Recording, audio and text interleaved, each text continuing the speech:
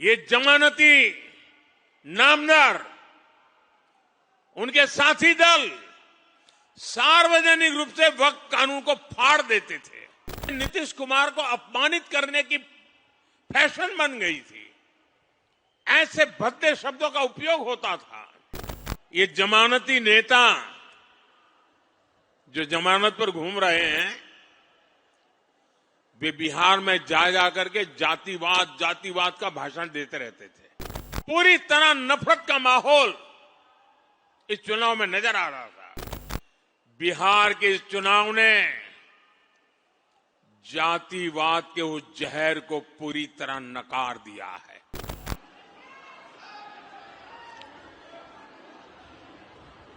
बिहार का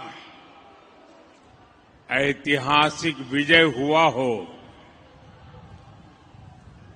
और अगर हम सूरत से आगे जा रहे हो और बिहार के लोगों को मिले भी ना जाए तो लगता है यात्रा अधूरी रह गई।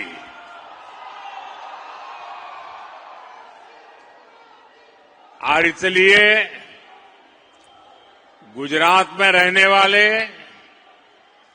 और खास करके सूरत में रहने वाले मेरे बिहारी भाइयों का हक बनता है और इसलिए मेरी स्वाभाविक जिम्मेवारी भी बनती है कि आप लोगों के बीच आकर के इस विजयोत्सव की कुछ पल का मैं भी हिस्सा बनूं।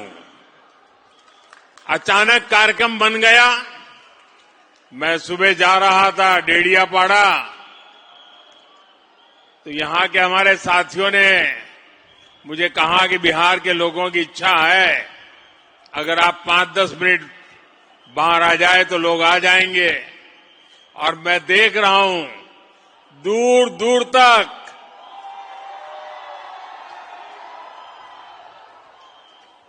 काफी मात्रा में लोग बाहर भी दिखते हैं। साथियों, आप भी जानते हैं, बिहार के लोग भी जानते हैं, हम वो पार्टी हैं। जब हम गुजरात में मुख्यमंत्री के रूप में आपने मुझे काम दिया था, तब भी हमारा एक मंत्र था कि भारत के विकास के लिए गुजरात का विकास। हमारी मूलभूत सोच रही है ये हमारा देश नेशन फर्स्ट, और इसलिए काम भले गुजरात में करते थे, काम भले गुजरात की जिम्मेवारी को निभाने का था, लेकिन गुजरात का विकास भी भारत के विकास के लिए। यही मंत्र हमारे लिए हिंदुस्तान का हर कोना, हिंदुस्तान का हर राज्य, हिंदुस्तान का हर भाषा भाषी नागरिक, ये हमारे लिए पूजनीय है, वंदनीय है। और इसलिए बिहार का भी गौरव करना, बिहार के सामर्थ्य का स्वीकार करना, ये हमारे लिए बहुत सहज बात है। और मैं सूरत के मीडिया के लोगों को कहूंगा कि वे लोग थोड़ा रिसर्च करेंगे तो उनके अखबारों में एक चीज छपी हुई है। जब बिहार के 100 साल हुए तो बिहार में तो उसका जश्न होना बहुत स्वाभाविक था, लेकिन बिहार के बाहर हमने गुजरात में बिहार के 100 साल आन बान शान के साथ मनाए थे। इतना ही नहीं,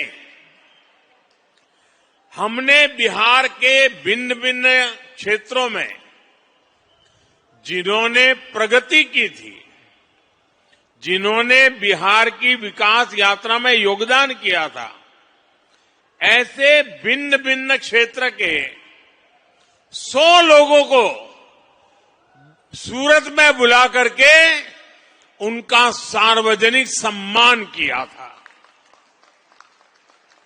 क्योंकि बिहार की वो टैलेंट, बिहार का वो सामर्थ्य, उसकी ताकत हम भली भांति पहले से जानते रहे हैं। साथियों, ये चुनाव सूरत में रहने वाले बिहार के मेरे भाई बहनों की तो पल पल की नजर थी। और मैंने देखा है कि बिहार के लोगों को राजनीति समझानी नहीं पड़ती है।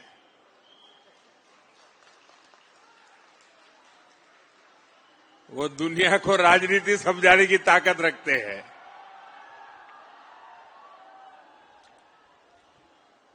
देखिए, इस चुनाव में एनडीए गठबंधन जो विजयी हुआ है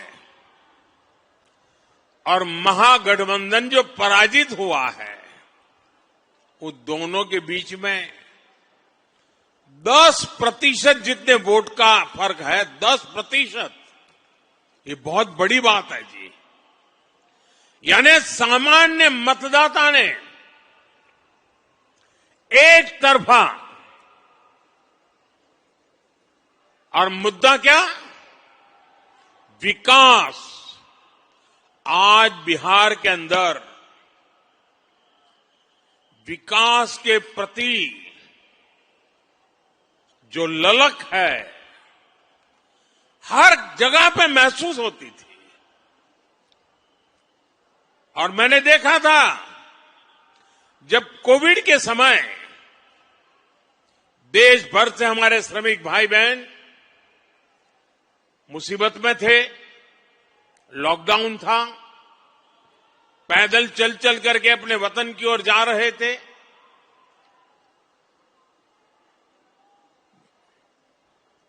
ट्रेन में लोगों को ले जाना ये भी चिंता का विषय था, कहीं फैल न जाए। लेकिन मुझे एक बार वीडियो कॉन्फ्रेंस से बिहार के लोगों से बात करने का मौका मिला, और जो उन्होंने मुझे बताया वो बड़ा मेरे लिए सुखद था। वे पैदल गए थे, कई लंबे लंबे समय तक पैदल चले, कहीं व्हीकल मिला फिर पैदल गए। कुछ लोगों ने वहां जाकर के इस समय का उपयोग करके कोई न कोई व्यवसाय शुरू किया। और जब मेरी उनसे वीडियो कॉन्फ्रेंस से बात हुई तो मैं हैरान था कि इतने कम समय में उन्होंने इतनी प्रगति कर दी थी। तो उन्होंने कहा, कोविड हमारे लिए तो आशीर्वाद बन गया।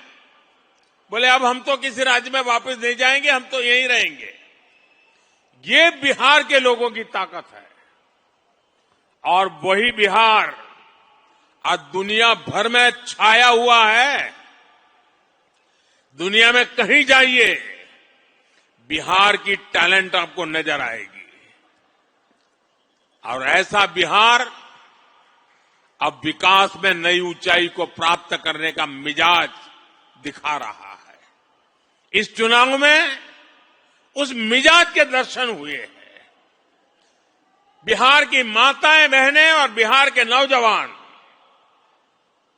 महिला युवा, ये एक ऐसा माई कॉम्बिनेशन बना है जिसने आने वाले अनेक दशकों की राजनीति का नींव मजबूत कर दी है दोस्तों।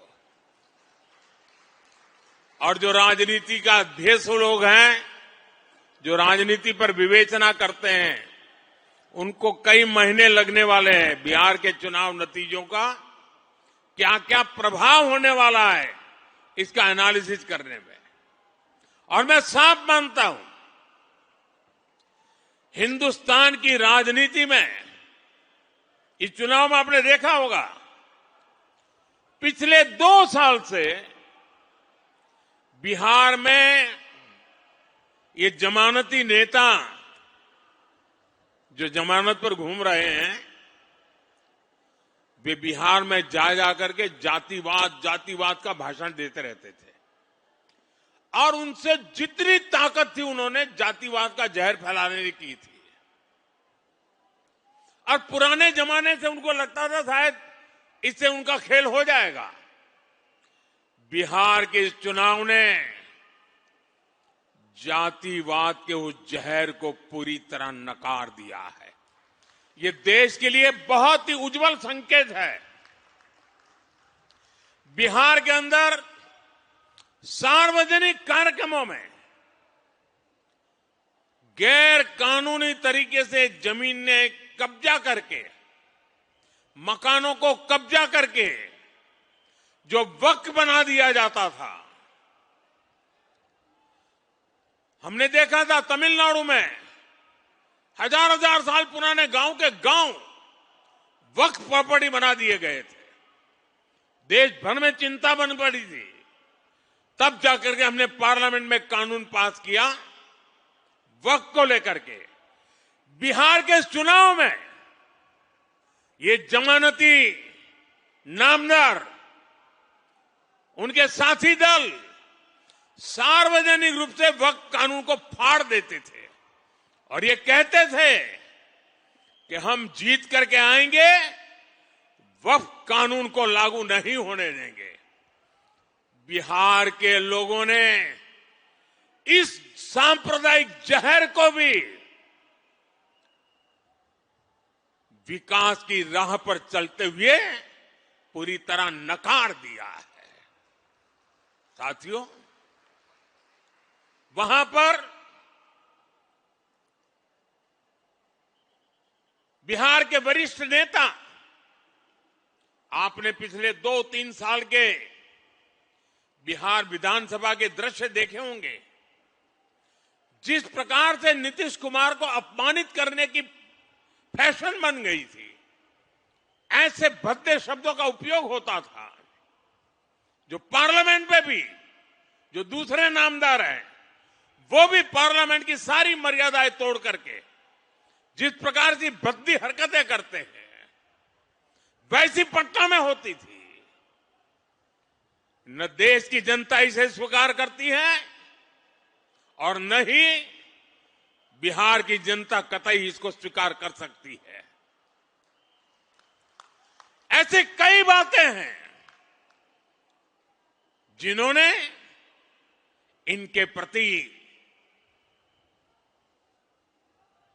पूरी तरह नफरत का माहौल इस चुनाव में नजर आ रहा था। साथियों, समाज के सब वर्ग ने, बिहार के सभी क्षेत्र ने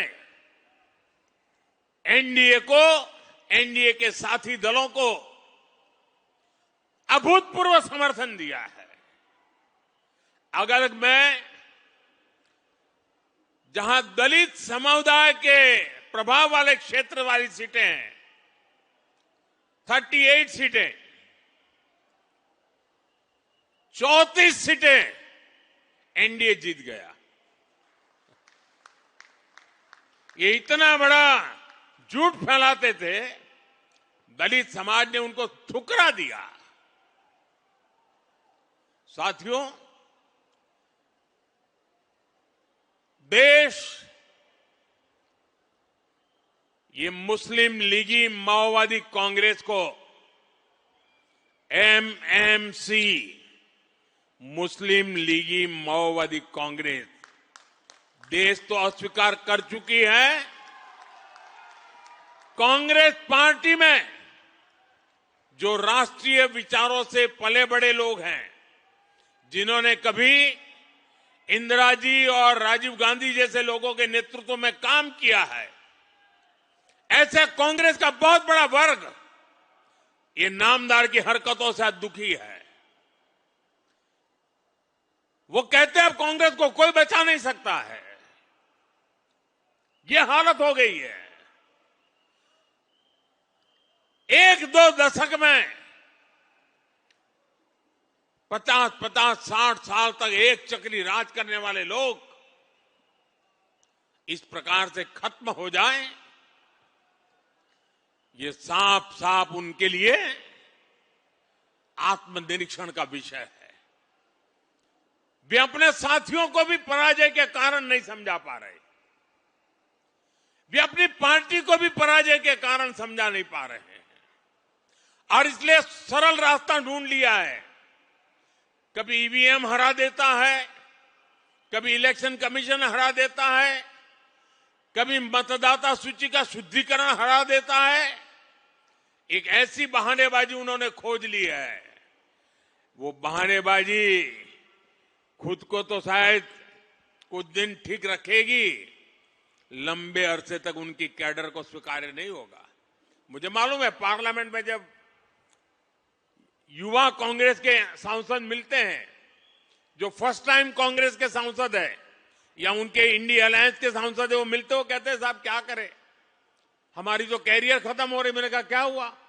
बोले हमें संसद में बोलने का अवसर ही नहीं मिल रहा है, हर बार संसद को ताले लगा दो, यही करते रहते हैं। वो अपने क्षेत्र में जवाब नहीं दे पा रहे हैं। वो कह रहे अगर हम हमारे क्षेत्र के विषयों को संसद में नहीं उठाएंगे तो दोबारा हमें कौन भेजेगा? पूरा युवा वर्ग कांग्रेस का जो पहली बार पार्लियामेंट में आया है, वे अपने भविष्य को लेकर के चिंतित हो गया है। साथियों, ऐसी स्थिति में हमारी जिम्मेवारी और बढ़ जाती है। हमें विकास की नई ऊंचाइयों को पार करना है। हमें विकसित भारत के संकल्प को पूरा करके रहना है। दोस्तों, मैं जानता हूं स्वदेशी उनके मुंह से नहीं निकलता है, आत्मनिर्भर भारत उनके मुंह से नहीं निकलता है, विकसित भारत बनना चाहिए वो नहीं निकलता है, क्योंकि उनकी प्राथमिकता ही यह देश नहीं है, ये देश के लोग नहीं है, ये देश के लोगों का भविष्य नहीं है। मैं नौजवान साथियों को कहना चाहता हूं, जिनकी सोच युवाओं के उत्कर्ष के लिए नहीं हो सकती है, उनको युवा कभी स्वीकार नहीं कर सकता है। और इसलिए साथियों, बिहार के चुनाव नतीजे हिंदुस्तान की राजनीति के अत्यंत महत्वपूर्ण नतीजे हैं। और मैंने कल भी कहा था कि लोकसभा के चुनाव के बाद जितने राज्यों में चुनाव हुए, सब जगह पे उनकी हालत खराब है। 5 या 6 राज्यों में चुनाव हुए, उन सबके कुल मिला के कांग्रेस को जो एमएलए मिले हैं, उससे ज्यादा कल हमें अकेले बिहार में मिले हैं। ये हाल है। लेकिन साथियों, हर विजय हमारे लिए जिम्मेवारी लेकर के आता है। हर विजय हमें कुछ ज्यादा देश के लिए करने की प्रेरणा देता है। हर विजय जन सामान्य के साथ जुड़ने की हमें प्रेरणा देता है। इस मंत्र को लेकर के हमें चलना है। आज जनजातीय गौरव दिवस है। भगवान बिरसा मुंडा की 150 वर्ष हुए हैं। आज उनकी जन्म जयंती है। हम सब के लिए ये जनजातीय गौरव दिवस भी उतना ही महत्वपूर्ण है। आज जो शानदार कार्यक्रम डेढ़ियापाड़ा में मुझे करने का अवसर मिला, इस महत्वपूर्ण अवसर में उसको भागीदार होने का मुझे अवसर मिला और अभी सूरत के लोगों के दर्शन करने का अवसर मिला। ये मेरे लिए सौभाग्य की बात है। मेरे साथ बोलिए भारत माता की, भारत माता की, भारत माता की।